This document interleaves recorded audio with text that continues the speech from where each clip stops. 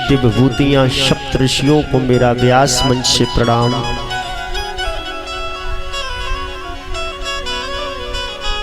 मैं अपने इष्ट भगवान श्री हनुमान, श्री राम और कृष्ण 33 करोड़ देवताओं शक्तियों को मैं नमन करता हूँ। अपनी कृपा दर्शाते रहे। आज भगवत का प्रथम दिवस कार्य सुबह से प्रगति पर चल रहा है। रात्रि वेला में कार्य प्रवेश हो चुका है। बड़े भाव से आपके गांव सिलसंडा में चल रही श्रीमद् भगवत कथा में बड़ी सुंदर अमृत वाणी के द्वारा दर्शाया जाएगा।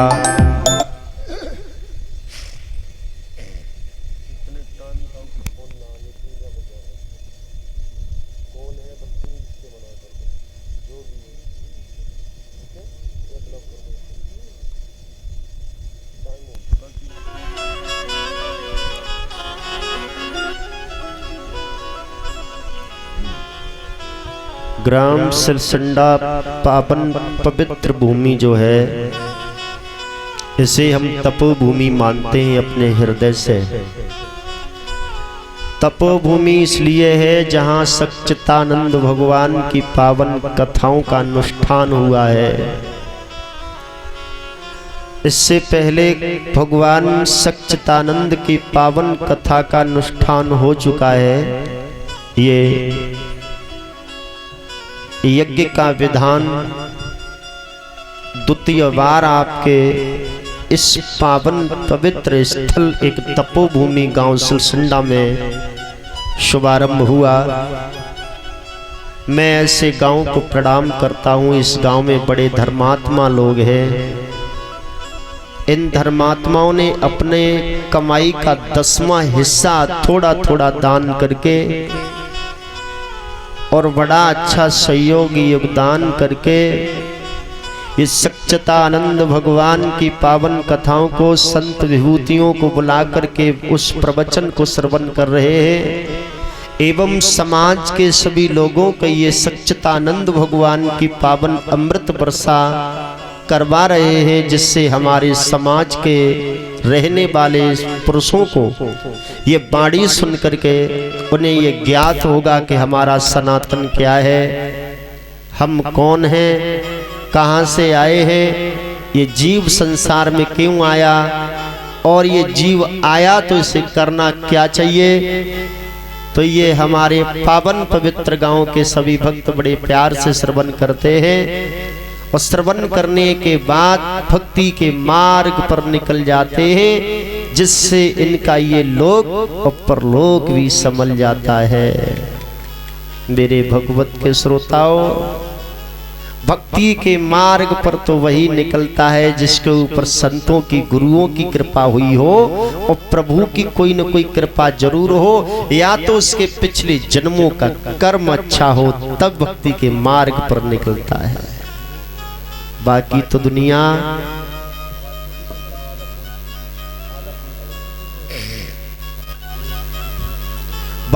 दुनिया में हम लोग इस प्रकृति की माया के जाल में ही फंसे हैं भैया। ये आध्यात्मिक विषय है, इसे विषय ध्यान करके सुने। ये कथाएं जगह जगह क्यों होती हैं? ये कथाएं जगह जगह इसलिए होती हैं कि हमारा जो आत्मा है ना, ये स्मृतु लोक में आकर के काम, क्रोध, मोह, लोभ, अहंकार, संसारी जन हेतु रिश्तेदारों के, अपने हितकारी व्यवहारियोयों के बीच में फंस करके ये आत्मा भक्ति के लिए कमजोर हो जाती है और इस शरीर के अंदर विकारों के द्वारा जब पाप बढ़ता है तो ये पाप इस आत्मा को दबाता है, तो आत्मा बड़ी व्याकुल होती है। और इस आत्मा को, इस जीव को, आत्मा को परमात्मा से जोड़ने के लिए इसे संतों की वाणी के द्वारा, हरि चर्चाओं को श्रवण करा करा के उस आत्मा को इतना मजबूत बना दिया जाता है, इतना कट्टरवादी बना दिया जाता है कि वो आत्मा अपनी जगह स्थिर होकर के भक्ति का मार्ग तय करती है, और वो भक्ति के मार्ग को तय करने के बाद इस लोक परलोक में इस जीव की जय जयकार हो जाती है। मेरे भैया, ये कथाएं कोई मनोरंजन का विषय नहीं है। ये कथाओं को सुनने के लिए देवता भी तरसते हैं। देवता विधान महान पुरुषों की वाणी ने बताया कि जिस गांव में कथा होती है ना, वो गांव बड़ा पवित्र, पापों से मुक्त हो जाता है। ये शास्त्र और वेदों का प्रमाण है, और बड़े बड़े महान संत सिद्ध पुरुषों का ये प्रमाण तय किया गया है। ये गांव में कथा होती है, वो गांव तो पापों से मुक्त होता ही है, और जिस जगह कथा होती है वो जगह बड़ी पवित्र बन जाती है, वो गांव बड़ा पवित्र बन जाता है। और यहाँ तक सुना है कि इस कथा की आवाज जितनी दूर तक जाती है, वो क्षेत्र भी पवित्र और शुद्ध हो जाता है। मेरे भगवत के श्रोताओं, इस कथा के अंदर वो ताकत है, वो तासीर है। इसे समझे या न समझे, ये हम लोगों का एक अलग विचार है।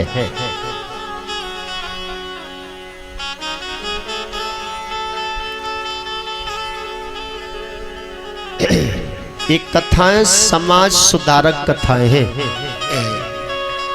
इन कथाओं को सुनकर के समाज में सुधार होता है, और जिंदगी के जीने का तरीका इन कथाओं के द्वारा मिलता है लोगों। अब ये दुनिया कुछ अलग बदल गई है साहब। ये समाज हमारा इतना गंदा हो चुका है भैया। हम लोग कथाएं कराते, करते, सुनते, लेकिन ये समाज कुछ ऐसा हो चुका है, ये हमारे समाज के लोग, हमें डर दूसरे धर्म वालों से नहीं है। मेरी बात को समझना, हम सनातनी हैं साहब, हम कोई जातिवादी नहीं है, हम सनातनी हैं। और हम दावे के साथ कहता हूं कि मैं सनातनी था, सनातनी हूं, और जब तक श्वास रहेगी तब तक हम कट्टरवादी सनातनी बन करके रहूंगा। मुझे डर उन लोगों से नहीं है जो मेरे धर्म से खिलाफ है। मुझे दूसरे के धर्म को कोई दिक्कत नहीं है, और दूसरे धर्म वालों से मुझे कोई दिक्कत नहीं है साहब। हमें डर उनसे नहीं है, लेकिन डर तो अपनों से ही है। हमारे सनातन को जो गिरा रहे हैं, जो काट रहे हैं और बांट रहे हैं, वो कोई और धर्म वाले नहीं है, वो हमारे सनातनी धर्म में रहने वाले लोग हैं। बस डर उनसे लग रहा है। और एक बात का ध्यान रखना मेरे माई बाप, जब हम झंडा को थाम करके खड़ा रहूंगा, तो इनकी ताकत नहीं है कि इस दल के झंडे को कोई झुका दे, क्योंकि सनातन सत्य था, सत्य है और सत्य रहेगा। सत्य पर आंच कितनी भी आ सकती है, लेकिन सत्य कभी जलता नहीं है। सत्य कड़वा जरूर है, लेकिन वो सत्य है। नमक कड़वा जरूर है, लेकिन वो सत्य है। अक्सर कीमती मिठाइयों में मैंने कीड़े पड़ते देखे हैं लोगों।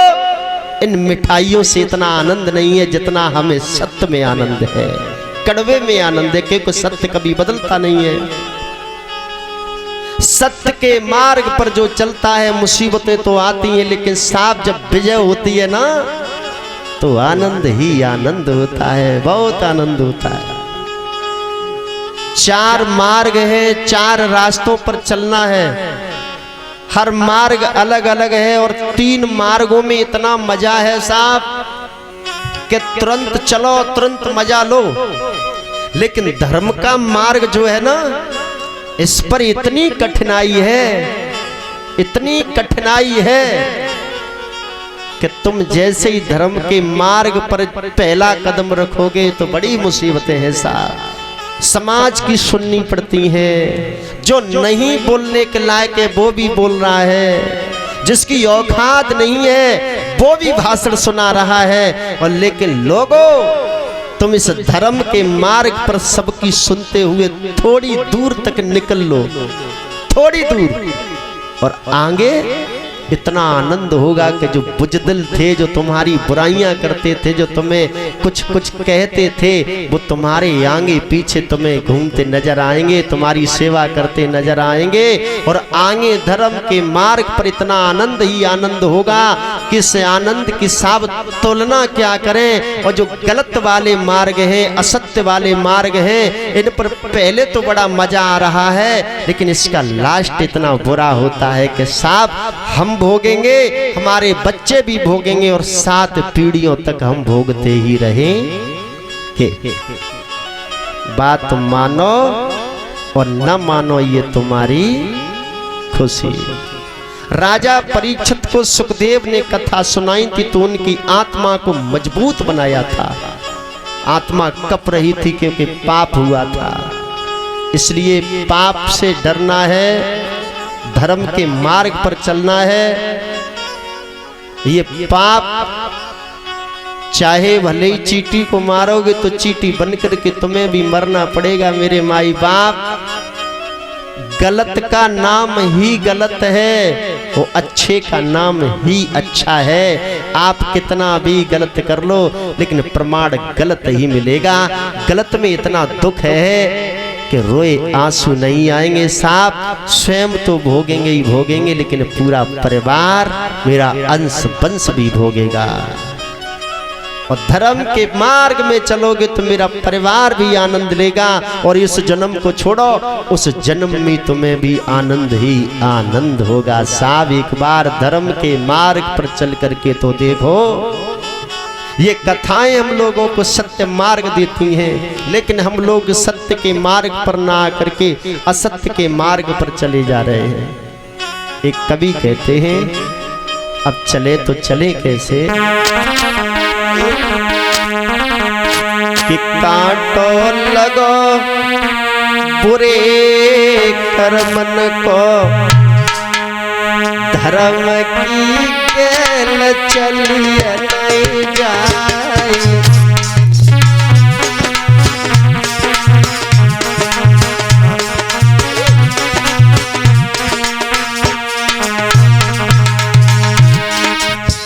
भैया, धर्म के मार्ग में आना कोई तितली के पंख नहीं है साहब।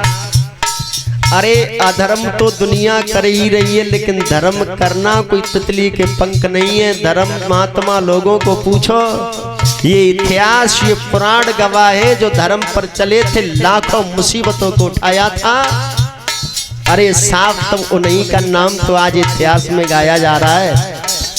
और ये इतिहास में नाम मुसीबत और संघर्ष करने वालों का आया है लोगों, अन्यथा तलवे चाटने वालों का नाम इतिहास के पन्नों में नहीं है। इन झूठों के नाम इतिहास में नहीं है, इन लफंगों के नाम